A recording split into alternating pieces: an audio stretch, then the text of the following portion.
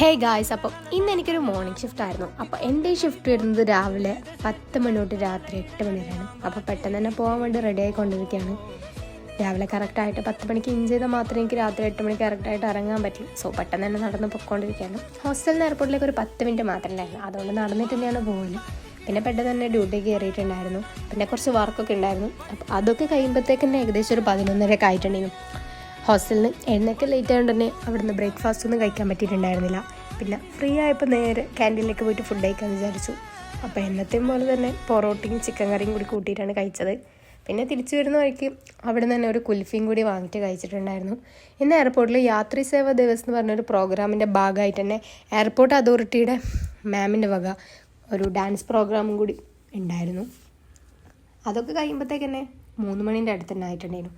പിന്നെ ഞങ്ങൾ ലഞ്ചൊന്നും കഴിക്കാത്തതുകൊണ്ട് നേരെ ക്യാൻറ്റീൻ പോയിട്ട് ഫുഡ് കഴിക്കാമെന്ന് വിചാരിച്ചു. ഈ സമയം കൊണ്ട് തന്നെ ക്യാൻറ്റീനിൽ ചോറൊന്നും ഉണ്ടായിരുന്നില്ല. പിന്നെ ഞങ്ങൾ ഫ്രൈഡ് റൈസൊക്കെ വാങ്ങി കഴിച്ചു. പിന്നെ നേരെ തിരിച്ച് ഡ്യൂട്ടിക്ക് തന്നെ കയറി.